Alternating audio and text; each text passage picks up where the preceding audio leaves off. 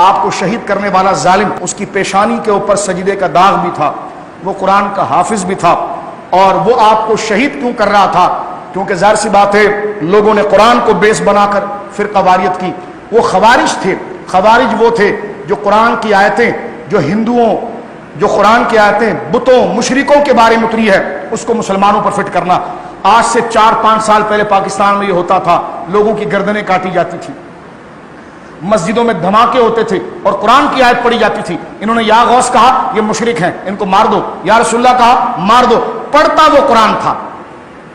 اب آیت جو پڑھ رہا ہے وہ مسلمانوں کے لیے نہیں ہوتی تھی، وہ کفار کے شرک کے متعلق ہوتی تھی، اس کو لا کر یہاں فٹ کرتے تھے، جس طرح کہ بخاری شریف کے اندر موجود ہے کہ ان تلقوا الی آیت نزلت فی الکفار فجعلوها علی المؤمنین۔ حضرت عبداللہ ابن عمر کہتے ہیں خارجی وہ ہے کہ جو آیتیں اللہ کافروں کی مذمت میں اتارتا ہے اس کو مسلمانوں پر فٹ کرتے ہیں۔ حضرت علی نے جب حضرت امیر معاویہ سے صلح کی تھی، صلح کرنے کے لیے جو آپ نے حاکم بھیجے تھے، تو خارجیوں نے کہا ان الحکم الا للہ،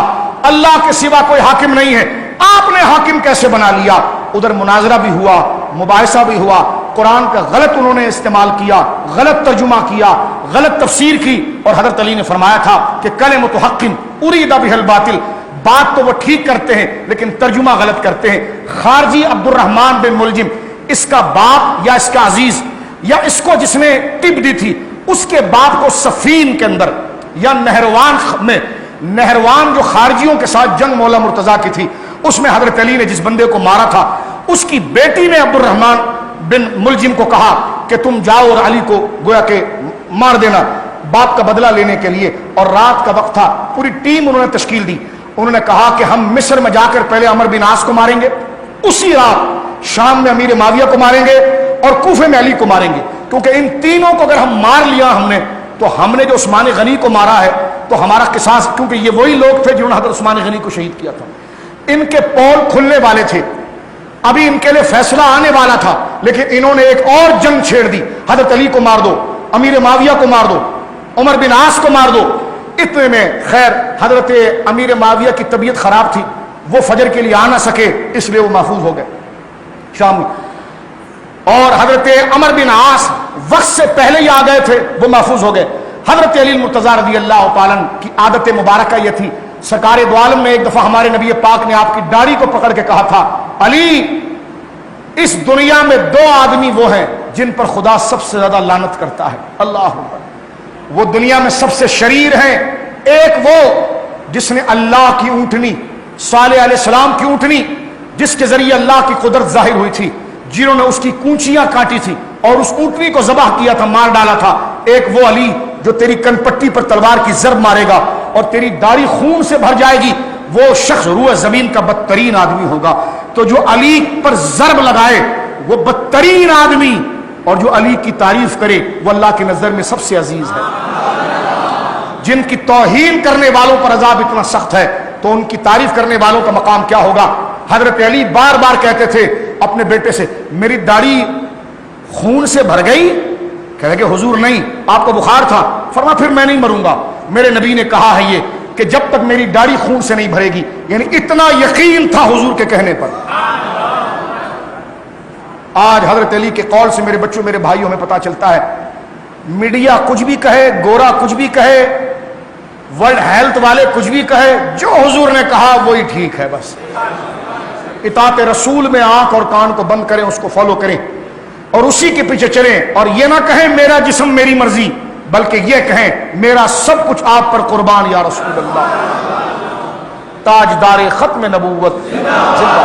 میرا سب کچھ آپ پر قربان یا رسول اللہ۔ حضرت علی فجر کی نماز کے لیے آ رہے تھے، جب آپ آ رہے تھے تو ابن ملجم نے ایک تلوار جو کئی دن اس نے زہر کے اندر بھگو کر رکھی تھی اور وہ تلوار انتہائی زہریلی تھی، حضرت علی مرتضیٰ لوگوں کو اٹھا رہے تھے نماز کے لیے، فجر کے لیے، اٹھو نماز کے لیے، اٹھو نماز کے لیے، وہ بدبخت حضرت علی، ظاہر سی بات ہے 62-63 سال آپ کی عمر شریف تھی، بدن پر نکاحت بھی بہت آ گئی تھی، کیونکہ اتنا یہ ایک بہت بڑی تقریر کبھی آپ پڑھیے گا، اتنا مظلوم خلیفہ کائنات میں نہیں آیا جتنا حضرت مولا علی کو تھکایا گیا، ستایا گیا، یعنی یہ حال ہو گیا تھا۔ حضرت علی کہتے تھے یا اللہ مجھے اپنے نبی کے پاس بلا لے، یعنی حضرت علی جیسے صبر کا مظاہرہ کرنے والا، اور حضرت علی نے کہا تھا مجھ پر تم سختی کر رہے ہو لیکن میرے بعد جو تم پر حکمران آئیں گے نا تو تم زمین پر ناک بھی رگڑو گے تم سے وہ عذاب جائے گا نہیں۔ آج تک دیکھیں مسلمان پر جتنے بھی حکمران آئے ستیہ ناس نکال دیا مسلمانوں کا۔ تو حضرت علی اور عثمان غنی کی جو امت نے ناشکری کی اور ان کی توہین کی ہے نا، یہ اس کا عذاب قیامت تک امت بھوگتے گی۔ حضرت علی جب آگے آئے لوگوں کو جگاتے ہوئے، وہ ابن ملجم، وہ ملعون، خدا کی لعنت ہو اس پر کہ وہ آگے بڑھا اور اس نے حضرت علی پر ضرب ماری۔ جب حضرت علی پر ضرب اچانک ماری تو وہ اتنی گہری تھی کہ آپ کے سر مقدس کے اندر وہ تلوار داخل ہو گئی اور آپ پر غشی طاری ہو گئی۔ آپ کے ساتھ ایک یہ روایت ہے کہ آپ مسجد کے مصلے پر تھے جب اس نے صف میں چھپ کر تلوار رکھی تھی اور آپ پر حملہ کیا تھا، اور آپ خون آپ کی داڑھی پر آیا۔ آپ جب پیچھے آئے تو حضرت امام حسن نے آپ کے سر کو اپنے سینے پر روکا اور آپ کو زمین کی طرف لایا۔ ایک روایت ہے کہ راستے میں ہی آپ پر وار ہوا، امام حسن نے آپ کو ہاتھ میں لیا، آپ نے اسی حال میں کہا مجھے نہ دیکھو، فجر کی نماز کھڑی کرو، مجھے نہ دیکھو، فجر کی نماز کھڑی کرو اور اس ملعون کو پکڑو۔ جب ابن ملجم کو پکڑا گیا، فرمایا اگر میں زندہ رہا تو میں اس کا حساب خود کروں گا، اگر میں چلا گیا دنیا سے تو میرے قصاص کا حساب اس سے لے لیا جائے۔ حضرت علی المرتضیٰ رضی اللہ تعالیٰ کے سامنے جب اس کو باندھ کر لایا گیا، حضرت علی نے فرمایا میں نے تم پر احسان نہیں کیا تھا، میں نے عدل نہیں کیا تھا، میں نے تمہارے ساتھ انصاف اور میں نے اپنے سکون کو تم پر قربان نہیں کیا تھا۔ وہ سر کو جھکا کر بس اتنا ڈھیٹ تھا، سر کو جھکا کر وہ یہ کہتا تھا کہ میں نے جو کیا وہ بہتر کیا ہے۔ اور حضرت علی کی زبان پر یہ جملے ہوتے تھے فَمَن يَعْمَلْ مِثْقَالَ ذَرَّةٍ خَيْرًا يَرَهُ وَمَن يَعْمَلْ مِثْقَالَ ذَرَّةٍ شَرًّا يَرَهُ۔ اور اس وقت ابن ملجم کو گویا کہ حضرت امام حسن مجتبیٰ یا کسی اور نے اسے واصل جہنم کیا اور اس کو مارنے کے بعد اس کی لاش کو گویا کہ چٹائی میں لپیٹ کر ایک آگ میں جلا دیا گیا، اور حضرت علی المرتضیٰ رضی اللہ تعالیٰ نے 21 جو یہ رات تھی، ایک دن یا 2 دن اس تکلیف کو برداشت کرنے کے بعد آپ نے جام شہادت نوش فرمایا۔ اور یہ اس عظیم ہستی کی شہادت تھی کہ اتنی بڑی ناشکری تھی، اللہ اکبر، کہ پھر اس کے بعد ایسا حاکم تو حاکم، ایسے حاکم کا کوئی 5% والا بھی شخص دنیا کے اندر مسلمانوں کے اوپر نہ آیا۔ لہذا سبق میرے اور آپ کے لیے یہ ہے کہ اگر آپ کو کوئی عزت دار بندہ مل جائے نا، قدر کرنے والا بندہ مل جائے، آپ کا لحاظ کرنے والا بندہ مل جائے، کبھی اس کی بات کوئی بری بھی لگ جائے نا تو تھوڑا کڑوا گھٹ پی کر سمجھ کر پی جایا کرو، اس کو نقصان نہ پہنچایا کرو، اس لیے کہ ہر بعد میں آنے والا بہت خطرناک ہوگا، بہت خطرناک ہوگا، بہت خطرناک ہوگا۔